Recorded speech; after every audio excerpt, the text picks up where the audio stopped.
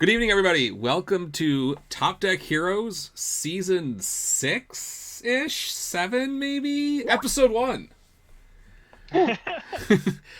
Tonight we have our regular hosts. To my right, we have Tim Keefe, the two-time world champion. Hello? Down below, we have Jesse Cervini, the many times grizzled vet. Hey And guys. to the left, we have Kevin Broberg, whose character is clearly broken. And then above him is me, Sean O'Brien. I haven't won in forever. Good evening, everybody. How are you doing? Oh, long week. It's only Wednesday. It is It's only Wednesday. only Wednesday. Been a lots happened since we've last been live. It seems. It feels like. I don't know. Yeah. I still have to build 2 decks in 24 hours. As they say, may you live in interesting times. You live in interesting times. Yeah. Pretty much. Tim Keefe's got to build 2 decks. There was a violent insurrection. Yeah. Good times in America. Times. But we're not here to talk about America. Tonight we're here to talk about the Tim Keefe Experimental Tabletop Tournament. Tabletop Simulator Tournament. Yes. So, Tim Keefe, the schedule we have for talking about the event starts with the special tournament rules. Yes. So, why So, don't... it will be a tournament. It will be on TTS. That is Tabletop Simulator. That is a Steam application that you can use to play card games or board games or whatever on a physics engine, basically simulating a table and some board game pieces and cards and things like that. There's information on how to get it in the Shameless Discord. There's some links on our announcement. Tam's got some videos. There's some links on the sign-up page, things like that, on how you get that if you don't have it already. It will be similar in how it's run to the Jasco retro events. Jesse's going to be handling the TO duties. Thanks, Jesse. Yep. But yeah, as for the meat of it, the modified rules, there will be, just like the retro events, there will be 10 card sideboards. Up to 10 cards. We're not going to DQ you if you have 9 or 8 or none. whatever. Yeah. If you don't want a sideboard, Godspeed. But the big thing is that if you are going second, you will have effectively +2 hand size during your first draw step. You will draw 2 additional cards during your first draw step only.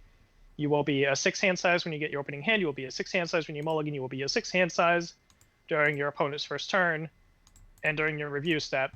And then when you draw, you will draw up to 8. And then you're 6 again. So, no, like, measuring the hand size, like, nothing can realistically happen during that step that would mess this up. So you just get those 2 extra cards at that point in time. 10 card hand size Kung Jin. That sounds amazing. Draw my 2 cards. First Hey. form. I was doing this before with school people. Now you all get to enjoy it. Yeah, but you only got to go to 8. Hey, 8 was enough, Sean. Back in my day, there was a character, and I'm going to sidetrack here. His name was Alex, who was a 9 hand size under almost all circumstances.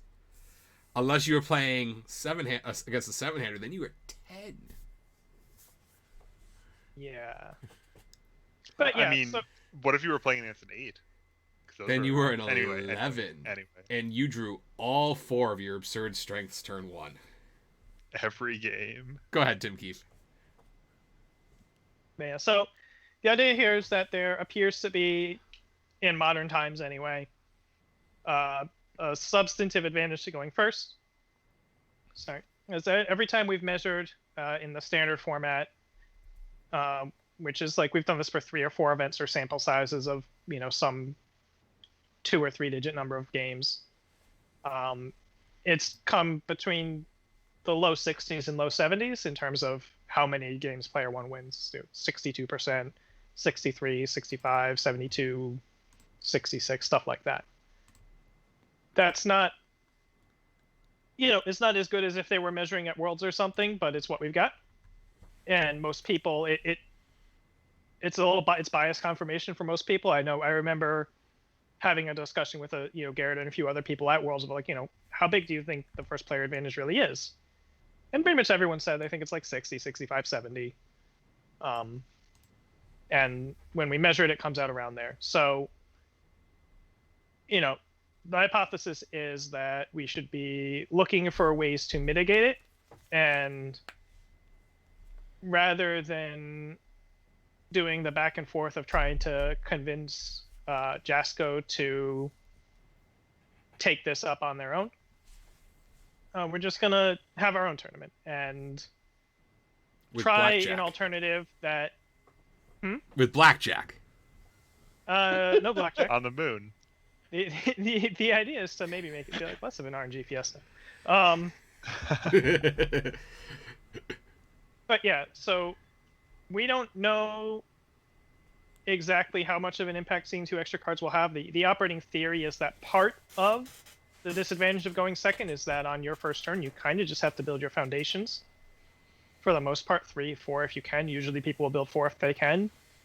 And then whatever's left in your hand is kind of just like, well, this is what's left in my hand. I sure hope the block zones are good. Right? And then you get attacked and the block zones don't match, or, you have to block with 2 attacks and you're starting your second turn with a fresh hand, whereas the other player got to start their second turn with 3 orange cards in hand or whatever. And it's just, it's one of the things that tilts stuff against the second player. Yeah, and I think it's a really elegant solution too, because another thing that can happen, is that as player 1, you have a lot more leeway to have bad turns, right? If you build 2 going first, you're still in an okay position. Even if your opponent has a great build of like 4 or 5, but going second, if you we've all had games where you mulligan and your new hand has 2 foundations, or you check a 1 on something because you drew all high difficulty cards and you just bomb your check and the game's just over.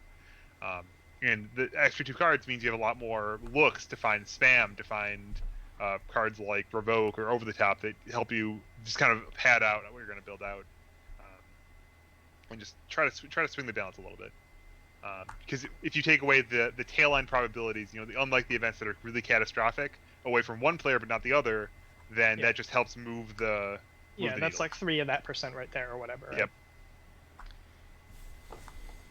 But yeah, so we'll see how that turns out. I strongly encourage, if you think that this is broken with this character or that character, oh my god, it's going to make this character so much better, play them. Please. Yeah, Prove it. I want to see player 2 winning 60% of the games. Right, that would be a good outcome.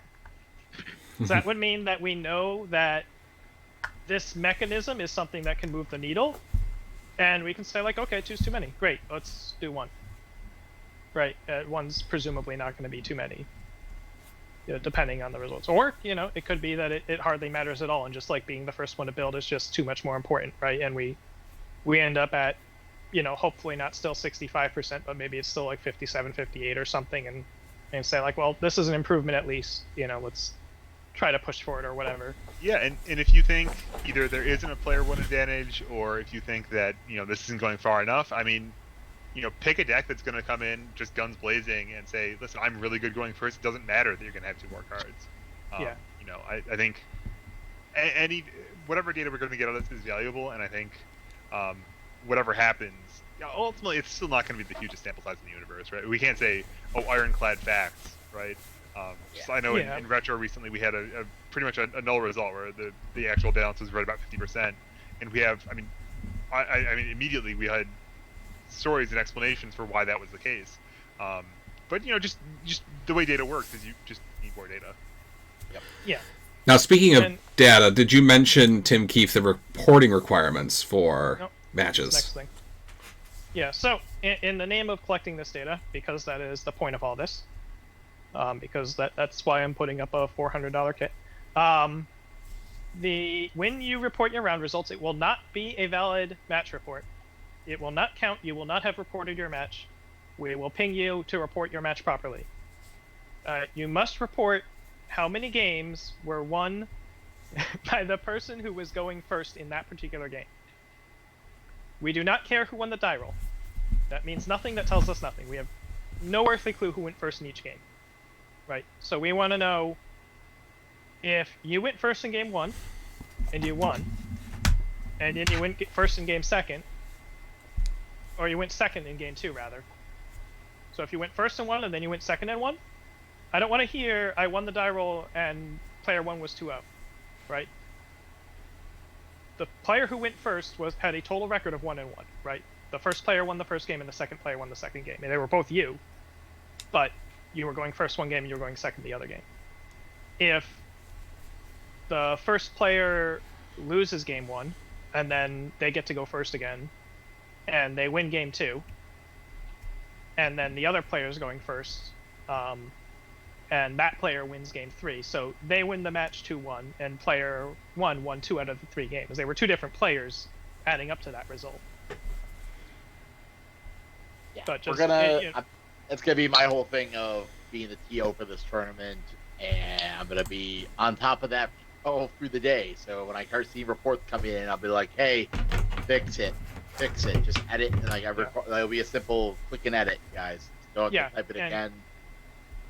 Tabletop Simulator has a chat box. It has the table. The game table has these little notepads on it. You can keep track as you go if you're worried about forgetting. Right, keep track, like, game 1, this player went first, this player went that way afterwards. You don't have to be like, oh, how many games did we play? Right, if it... sometimes when you play in general. Yeah, sometimes when you play a 50-minute match and it's 2 games and you feel like it was 3, But, yeah, so that's big important.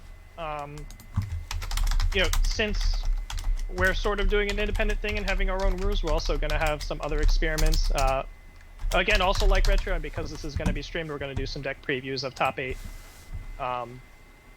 You'll get to take a look at your opponent's deck for a couple minutes. We're not exactly sure how the mechanisms of that are going to go, but it'll be similar to what's been done in the Retro events. And speaking of top 8, we're going to do a modified diversity. And just to introduce the concept, we're not really... Diversity rules sort of have, like, a long-term running impact or non-impact, right, depending on how they are. It's sort of like a cultural thing. But just for this one event, just because I like to push the idea of doing softer diversity instead of no diversity, we're going to do what I've called 6 distinct. And that's to say, if you think of normal diversity, in a top 8, you have to have 8 different characters, right? Every character after, like, the first 8 distinct characters is dropped, right? The first duplicate's gone, the second duplicate's gone, the third duplicate's gone, they're all gone. You just take the top 8 distinct characters. Yes, it will be standard format, including, any bans or errata that get announced, pending, I guess we have to pick a date, because we're sort of expecting to hear something one way or the other on Kevin Broberg 2, since they're knocking that for Retro. But the hit Goro and Scarlet Meteor and everyone else too. Fatality. Bang. Get rid of Bang. Yeah. So I think we probably... Why don't we say the standard ban list by the 23rd? Yeah, that's probably fair. By like a week before the final deck turn-in. So if you want to turn in your deck before then, fine. If you get surprised because you weren't expecting Kevin Broberg to get a ban or errata, okay, you can submit in another list. Or they might say we're not doing anything to him, and then you can turn around and play that list. But yeah, it will be standard. Getting back to diversity, instead of saying you must have 8 different characters in your top 8, we're just going to say you must have 6 different characters in your top 8. And what that will mean is the first 2 repeats are allowed in. Yep. So the top 2 Kevin Brobergs will be allowed in. Yeah. Top 3, potentially. Yeah, you could have 3 of one character and then 5 distinct characters. You could have 2 pairs and then a bunch of distinct. You could have 7 different characters and one of them's repeated, right? All those things are possible, and what this does is sort of twofold. So the biggest sort of disagreeable things that happen with diversity are, 1, if undefeated people getting diversified, right? People who are XO1, but they're second in Swiss and the first in Swiss is the same deck and they get knocked out. Or, they get knocked out on tiebreakers or something. And the other thing that's kind of really ugly about diversity is last round scoops, right? Where people already know they're diversified for sure, and they like the person they're playing against, so they just scoop them in. And by saying 6 different characters, it kind of, at least in some decent number of situations is going to obfuscate that, because you'd have to do a lot of calculus to figure out, if there's if there's enough of a pileup at the top tables that you're worried that like you're going to be the third duplicate possibly, then trying to figure out like the tiebreakers and who else could be duplicates, and it would just be so impossible that we think it would all but prevent those sorts of scoops, unless you have a really bad situation with one character that has 7 up in top tables. Yeah, and at the very least, it encourages it makes it a lot easier to say, well, let's leave it up to the integrity of the results. Yeah, let's just play it out and see how it goes, instead of trying to sit here for 10 minutes trying to parse tiebreakers and watch for match results and things like that. I think that's going to make for a very interesting rule set. Possibly having 3 of one character, 2 of one character, 1 of one character. I think that's going to make, because I know Kevin Broberg's going to be doing commentary. I'm going to be doing commentary as well with Tam Cardwell. And I think that's going to make for a lot more interesting commentary, especially as we get into the later rounds. Yeah, I think I really support the decision to play the looser diversity game, and I think one thing I really like about it is that it makes it a lot less stressful when you look at the list of characters and see, oh, so and so big name has my same character, like, it doesn't feel quite as devastating. Yeah, nothing worse than walking into an event and then you realize that Dave Wagner's registered the same character you're playing as. I was trying to pick a name that wasn't from personal experience, but something that's happened to Tim Keefe.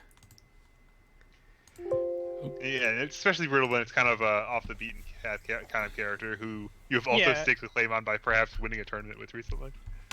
Yeah, and like another thing that happened is like sometimes players get like there were 2 people. There was someone got the first by playing the Dark One right at Worlds this year. And like, why are we punishing people for playing rogue decks? They just happen to pick the same rogue deck as somebody else, Mm. So ideally, diversity is like enough there to make people think about their rogue decks, but not enough there to actually like strike people down too often, unless there's something really bad going on. Yeah, we could talk about diversity all night, but I think really the headline. Oh. Uh-oh. Kevin Broberg, we don't know what the headline will ever be because he froze. What's the headline, Kevin Broberg? Did it swallow it? That's hilarious. The second player rule, right? The extra 2 cards for extra turn, or for second player. Player 2 cards. 2 cards, 2 player. All right. At any rate, I do want to jump in on the tail end of this conversation, Sean, just as for TO purposes. This event obviously will be run through Discord, just like many of the other online tabletop events that have been going on recently. I pretty much have finished building the Discord out, a lot similar to the one for Jasco and similar to Legendary Wolves 1. I will be sending out the first round of invites on the 23rd. Assuming more people get their deck list in. So you got a few weeks before I'm going to even start getting people added. I got to lock down a few of our prep rooms we've had for the event. I got to get those locked down. But I run a tight ship, just to let people know. No breaks. That is first and foremost. If I ask, there is no there. We are running straight through. This is going to be a 1-day tournament. Don't care how late we're up. We're all home. There will be a break between top cuts and Swiss and top cuts. Don't worry, like 30 minutes, maybe 45 if I'm feeling generous. Be nice to the TO if you want to eat a big dinner. Well, people were mean this last round to me, so I'll also, in case there is a double up on judge calls, I will step in at least to. I mean, I've got a pretty good base on the rules myself, and I could probably step in on most things if I need to. I will speak with Tim and double check some stuff, but hopefully between me and Tim we'll be fine for the day. Yeah. In the event that this is a meme at this point because I talked about it 3 months ago, but in the event that there is an LGR update between now and that ban and errata deadline, we will be using any updated rules. Which I guess they alluded to that could include Breaker and Nutcracker way back when. I don't know if that's still true, but you know, should that happen to come to pass, we'll roll with it. So to clarify, Tim Keefe is going to be the head judge for the Yes. event. Jesse will be the tournament organizer and the backup judge. It's kind of like at the MacGuffin. If you can't find the real judge, you go to the backup judge. True. Yeah. And I know somebody asked this earlier. You do not need to have your deck list ready to sign up. Yeah. You can sign up. You can prepay. You can get that $5 discount. And the Google form, you can just save the link. It's right there on the product page. You can fill it out whenever. Just if you fill out a deck and you haven't paid yet, we're going to be like, you know, you just still have to pay. So the deadline to submit deck lists, I believe, is going to be the 29th of January. Yep. At 9 p.m. Eastern. 9 p.m. Eastern. So 9 p.m. real time. But now that we've gotten all the rules and the nitty gritty out of the way, let's talk about something that people should be excited about, and that is prizes. We have gotten very generous support from Jasco Games, generous support from Rochester CCG, of course, and Final Round Game Shop. But let's talk about the basic prizing first. So for entering the event, for your $20, you're going to get a copy of the OG original printing of Cole 45, which those of you who know was recently reprinted as part of the Nicholas the Saint bundle. You're going to receive a copy of Covert Intent and a copy of Shin Shoryuken. So if you tally that up, that is a value, I believe, of $16 just for signing up. This is what you get just for signing up. Second through 8th place, if you make elimination and don't win it, you're going to get a playset of the new Cole 45, a playset of Sleigh Ride Special Delivery, and a playset of Sleigh Ride Stowaway. And then you're also going to get some store credit. If you come in 5th through 8th place, you're going to get $30 store credit. 3rd and 4th place get $60 store credit. If you come in 2nd place, you'll get $90 store credit. But that's all chump change compared to what you could win if you take the whole event down. And that is Tim Keefe's cards. Tim Keefe has pre-ordered a My Hero Academia player bundle from RochesterCCG.com, and he's going to give away his first case to the winner of this event. That's extremely generous, Tim Keefe. Yeah, and, unlike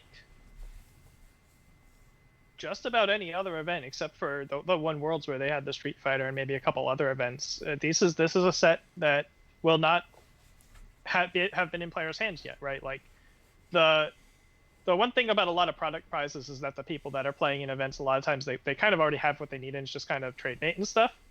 But this is, you don't have to place your MHA order if you're only going to get one kit, or if you were going to get the one kit, well, now you're going to get two, and you're really going to be set, right? So, I'm hoping that this is a very tantalizing prize for people, and that it will draw them out to try and not only like show up in this event and play, but to really try to think about, if they think they can break this going second rule, or that, this deck they have would be really good if only it, didn't lose so many die rolls or whatever, then, I want to see people coming out and playing that stuff. Absolutely. And on day one, and I'm sure Jesse and I are going to talk about this sometime on Universonomics, our Thursday night show. On day one, a player kit is always worth 2 to 3 times the sum of its parts, right? Like, it's not just 6 boxes; it's all of them. So, we've got a call out here in the chat. Ooh. Tim Friedlieb's gonna win this event, so everyone has to pay for their cards.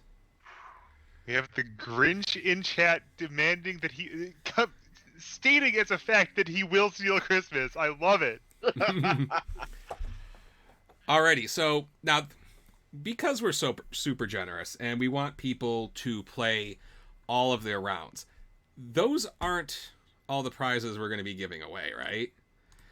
So we have other prizes available. Let me just bring those up here. Go ahead, Jesse. Can I jump since I know we've been trying less to interact with chat, but I got a question for Tim Freed.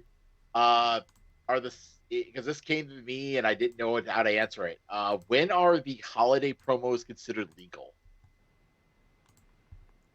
Because there's people have asked me, and I'm like, are these cards going to be legal for this event? And I'm like, are they legal yet in standard? I don't know.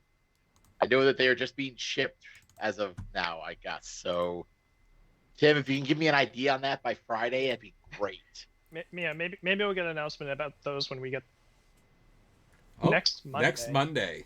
All right, so they'll be legal. All right. It's So not we'll only your first chance to play with Sleigh Ride Stowaway, it's Yeah. also your first and perhaps one of your only chances to win Sleigh Ride Stowaway. Yeah, and even if you've already ordered yours, then those extra sets will certainly be useful and valuable. Like there's no way they won't be. Yeah. And yeah, hopefully we'll hear about any other format updates that may or may not be pending before too long. Maybe we can maybe you can even unban Sturmwolf or something. I don't know, but I have to slip that in. Tip, you have the dictatorial control of this tournament. You're already changing all of the rules. As a show, we're not pulling that around here. No. Not this time. Not this time. All right. So Just saying. now those prizes seem good, but wait, there's going to be more. So we are going to be doing a number of raffles because we're trying to collect data. You could say it however you want. We want everybody to stay in play for the whole tournament through the Swiss rounds. And to kind of encourage you to do that, we're going to be holding raffles at the end of each round. If you were watching Jacob Mansour's Final Round Game Shop stream earlier tonight, he revealed the first raffle prize, and that is a Street Fighter DLC. We're actually going to select 2 winners at the end of round 1 to receive, in addition to the promos that they're going to get for entering the tournament, a Street Fighter DLC pack. There's going to be at least 1 raffle every round. And if you want to find out what all the prizes are going to be, you're going to have to buy your tickets. Because I'm mean, I'm a Grinch too, just like Tim Friedlieb. And I'm not going to show you what I'm giving away until we sell some more tickets. So if you want to find out what the prize is at the end of round 2, you're going to have to buy some tickets. Mm-hmm. Tim Friedlieb, maybe you could help us get to that mark. And there's the link. Thanks, Tim. Keefe. Fellow host, Tim. But yeah, so like I said, the prize, there's going to be raffle prizes at the end of each round, at least 1 per round. I may do more, who knows? It'll be a great mystery of the earth. And then as we sell more of these tickets, we're going to reveal more of the prizes. Now, the store credit prizes are guaranteed, regardless of the turnout. Currently, the chat is asking how many people we have signed up. We have 7 entrants so far. So maybe if I'm nice, if we get a few more entrants, I might reveal the second prize. Who knows? Yeah, and I assume a lot of people are waiting to hear more details or just procrastinating or whatever. Do remember that there is a classic like please pre-order jump up. If you register in the last week, it's going to be $5 more. So make sure you get in ahead of that. Yeah, because I definitely want to. I mean, if you want to procrastinate, I will happily take more of your money, which will help pay for all the prizes and things that's going on. But I'd rather you just sign up early. That'd be easy. So, kind of to recap here, after our raffles, is I just want to pull up the full advertisement, kind of reminding everybody what's going on. So it's going to be $20 entry up until if you register before the 21st of January. After that, I'm going to charge you $25. You're going to give me more money for the same card, so don't delay. The entry, you're going to get the old Cole 45, the Shin Shoryuken, and Covert Intense just for signing up. So you're going to make most of your value back just by showing up. 2nd through 8th place is going to get store credit plus play sets of Sleigh Ride Stowaway, Sleigh Ride Special Delivery, and Cole 45. And the winner is going to get Tim Keefe's first case of My Hero Academia. Yep, and it is January 30th. It is 12 p.m. Eastern. just like all the other online events, because we don't want to lock West Coast people out of this. Can't do anything about the UK, unfortunately. It's kind of just a sucky time for them. There's no real helping that, sadly. But the Bearded, if you are in the UK, I believe the Bearded Trader is spinning up some online events for more European-friendly hours over there. Or you could just stay up all night and party with the Americans. You could. They've done it a few times. Want to thank all of our sponsors. We have a number of sponsors helping us with this event. Of course, Rochester CCG, the Final Round Game Shop, and Jasco Games. So thank you very much to all of our sponsors for helping to make this tournament successful. We hope we have a really good turnout and we get a lot of really good data. So we're actually at about the end of our show for tonight. I want to do some final housekeeping things. Reminding everybody that we do have pre-orders up for the My Hero Academia product. We're still waiting on a release date. I'm hoping it's going to be very soon that we receive that. Remind everybody that we are also always buying at rochesterccg.com/buy list. And then lastly, of course, the tournament we talked about tonight, the Tim Keefe Experimental TTS Tournament, the TKE TTST as Tam likes to call it. Purchase your tickets before January 23rd or pay extra. So we'll be back tomorrow night, Jesse and I, for our next episode of Universonomics. Tomorrow night, we're going to talk about the value proposition of purchasing the Mortal Kombat X set. So we hope that you guys tune in for that. And then the full cast will be back next week to discuss the news of the week, possibly reveal some more raffle prizes, and yeah, all we'll sorts have of other fun the stuff. Retro Invitational in the books too. Talk about that a little bit. We'll talk about the awesome decks Tim Keefe built in the 11th hour for the, for the event. No. I'm just gonna make a couple memes and bomb out and maybe have a weekend. Can I actually? I was going to say, like, I'm really, as a person who played at a high competitive Hearthstone level for 2 years and has a very good understanding of Conquest format, if you think playing 3 separate decks that you are comfortable with and 2 you're not at all comfortable with, do not do that. That is my one thing I can tell to anybody playing this weekend. Just play 3 decks you're comfortable with. Don't go outside of your bubble, because the more outside your bubble are and things you're uncomfortable playing, you'll just have bad matchups. Also, don't play your best deck first unless you know it absolutely wipes their lineup. You don't have a choice. It's not quite Conquest. It is pick your poison. Yeah. Players will each present 3 decks. Each player will ban one of their opponent's decks, and then each player gets to choose one of their remaining 2, and that's the whole match. Oh. Okay. So they're not doing a. So it's. You still don't want to throw away deck, because then it's just an either or. But I auto-filled that it was Conquest too, but yeah, I did. Okay, I so did it's not notice like that. Yeah, it's not going to be like the secret boss fight. no, it will not. Okay. I'm sorry, I was unaware of that rules update. It's pick your poison. Okay, yeah, please. All of that still applies, though, right? Yes, logic still applies. Play what you're comfortable with. Don't play a random meme in the pile. If you're like, oh, nobody's gonna touch this, and then you're stuck playing. You might be stuck playing it.